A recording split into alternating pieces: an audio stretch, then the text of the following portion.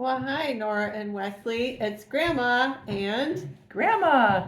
and we have a surprise Christmas story to read to you guys with some live characters. So you're going to love this. This is called A Christmas Carol. And here we go. We're going to open it up. And should I read the first one there?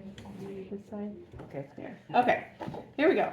I hate Christmas, growled Ebenezer Scrooge as he sat at his desk counting his money. Scrooge was the meanest man in London. He never gave a penny to anyone. He was so stingy, even too stingy to heat his office. Poor Bob Cratchit, who worked for Scrooge, had to sit at his desk wearing a long knitted scarf and thick woolen gloves to keep himself warm.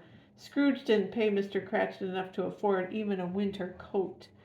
Suddenly, the office door burst open, and Scrooge's nephew Fred cried out, "Merry Christmas, Uncle!" Bah, said Scrooge. Merry Christmas indeed. You're too poor to be merry, and you're too rich to be so grumpy, returned Fred.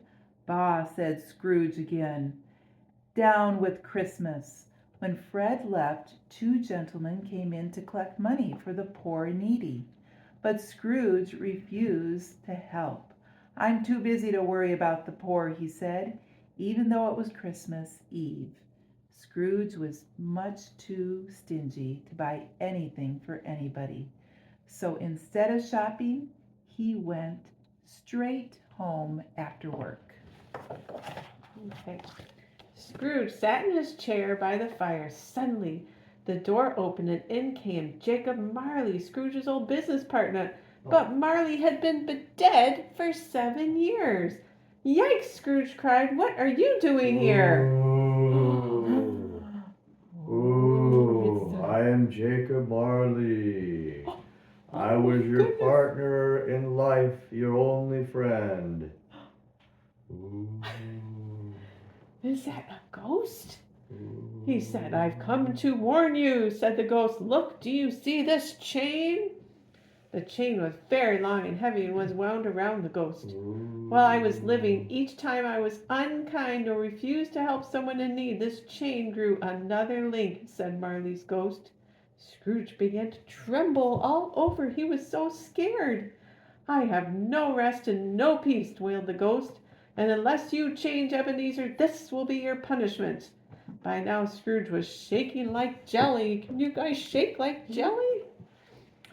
Oh, no, no, he cried. You will be haunted by 3 ghosts, said Marley. What did the ghost say? 3 more ghosts, all tonight. Here it is. Ooh. Ooh. They have some lessons to teach you. Expect them while you sleep. Oops. The ghost of Christmas past came first, and took Scrooge back in time. Scrooge followed the ghost through the bedroom wall to an open country road. Some boys on horseback and country carts rode towards them, shouting, Merry Christmas and Happy New Year. Hey, I don't know those boys, said Scrooge. Oh, they're the ones I used to go to school. He started to shout Merry Christmas back to them, but stopped himself just in time. Why should I be so nice to them? The ghost then took Scrooge to see an old gentleman. It was the man Scrooge had once worked for. Say it's old Fezziwig. Exclaimed Scrooge. Mr. and Mrs. Fezziwig loved Christmas. Okay, you're done.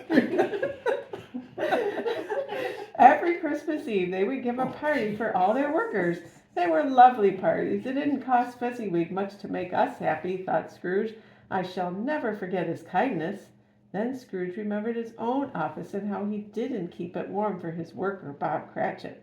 Scrooge felt ashamed. Take me home, ghost, he cried. Haunt me no more.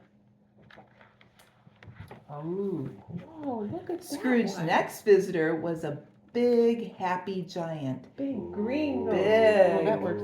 This ghost had decorated the house with holly and had brought all kinds of Christmas treats. In its right hand, the ghost held a bright, sparkling torch. I am the ghost of Christmas present. I am the ghost of Christmas Keep going. present. Then he led Scrooge out into the city streets. Ooh, Whenever they Tom. passed the poor or needy people, the kind ghost would bless them. Bless them.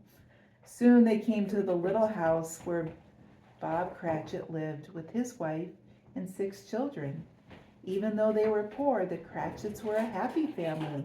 They laughed as Mrs. Cratchit divided a small Christmas pudding among them.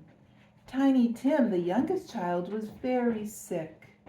He had trouble breathing, and sometimes he had something wrong with his legs.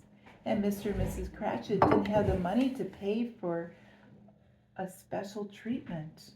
And so when Scrooge saw this, it made him sad. Next, the ghost took Scrooge to a party at the home of Scrooge's nephew, Fred. Everyone was having such fun that even Scrooge himself became very jolly. Time to go, said the ghost. And all too soon, Scrooge found himself back in his old bedroom. Bye-bye, ghost. Eek! Cried Scrooge when the ghost of Christmas yet to come appeared. The ghost of Christmas yet to come Red. appeared. Oh. The silent, eerie ghost took Scrooge forward in Oh. time. It took him to his London office. But another man sat at his desk. Nobody went to his funeral, said the man. Well, nobody liked him, replied his friend. He never said a kind word to anyone, not even at Christmas. Who are they talking about? Cried Scrooge. The ghost didn't answer, but led on to a graveyard and pointed to the one in the graves. Scrooge read the words on the gravestone. Ebenezer Scrooge. Ebenezer Scrooge. It was his own name. Oh, no, please, ghost. I don't want to be remembered as mean and stingy, he begged. I'll change my ways. I'll be a different person. I will be nice. I promise. The ghost smiled, knowing that at last Scrooge understood that if he didn't show kindness to others, nobody would care about him either.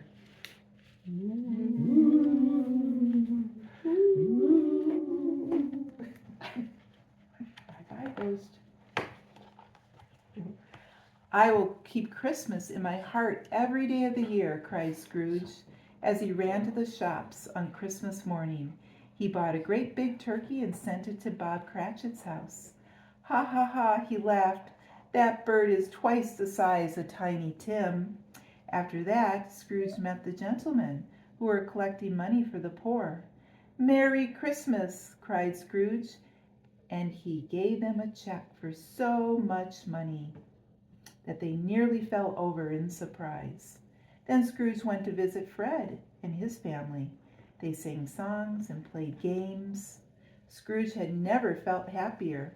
I love Christmas, he said, and the next day he doubled Bob Cratchit's wages and made sure that Tiny Tim had all the special care he needed. The ghost never returned, but Scrooge remembered his lessons, the lessons they had taught. From then on, people always said that Ebenezer Scrooge knew how to make Christmas truly merry. And Scrooge made Christmas joy last throughout the year by always treating others with kindness and generosity. May that be said of all of us. Merry Christmas. Merry Christmas. Ooh, the ghost return. One more time. Ooh. 1, 2, 3. It's the grandpas! Did you know that? Grandpa 1 and Grandpa 2. Grandma 1 and Grandma 2. Yay. We love you guys. Love you. Bye-bye.